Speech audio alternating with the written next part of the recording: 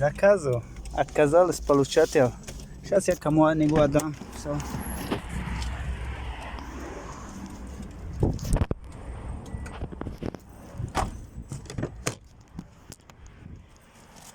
Заказ находится вот в коробке. Заберу.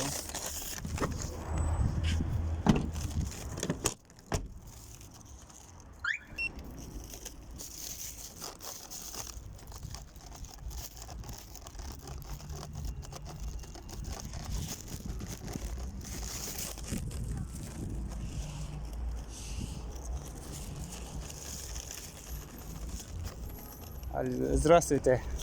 Можно вас за минуточку? Можете вот это взять? Продукты с шашлыком. Заказали просто, вам хочу просто подарить. Спасибо, Бигбосс. Не хочешь? Ай-яй-яй.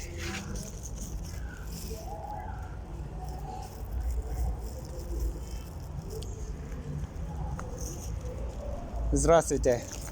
Пожалуйста, возьмите продукты, покушайте. Вот. Всего доброго, до свидания.